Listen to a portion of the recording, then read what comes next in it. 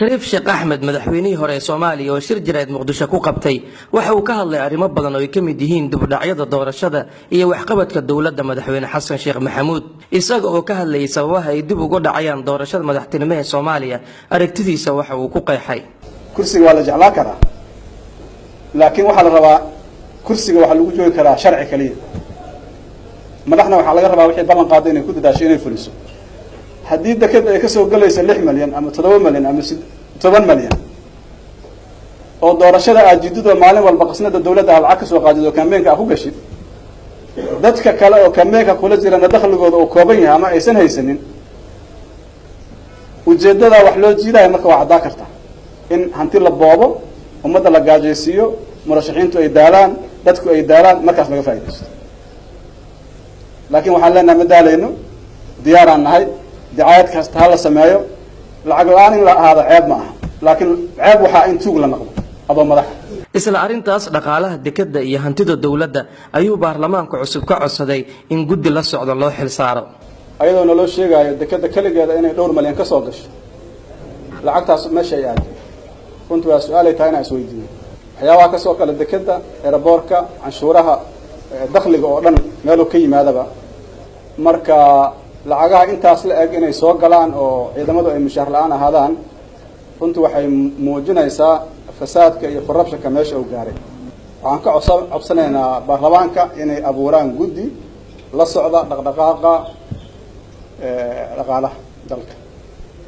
si loo xaqiijiyo inaan loo isticmaalin dhaqaalahaas meelo khaldan waxaa dhici karta in loo isticmaalo doorashooyinka mar uu soo hadal qaaday dhaliilaha dawladda madaxweyne xasan waxa uu yiri waxaan xasuustaa xilligii doorashooyinka madaxweynaha walaalkay xasan sheekh waxyaabaha aad dhagteeda u soo jiitay waxa kamid ah waxaan ballan qaadaynaa saddexda waqti in miiska wax loo saaro qofka Soomaaliga oo wax uuna helo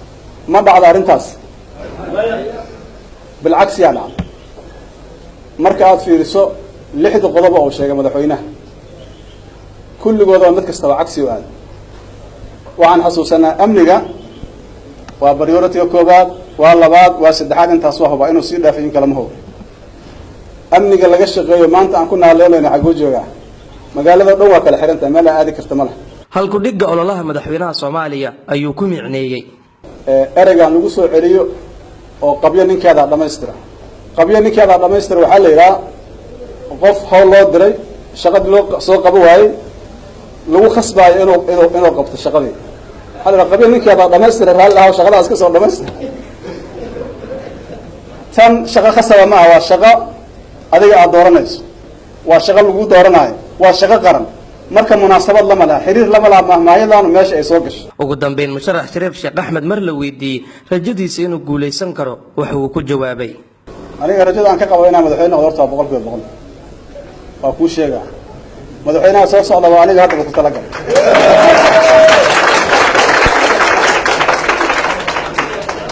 lacagta xasan sheekh waa bixiyay laakiin codka asagu ma laha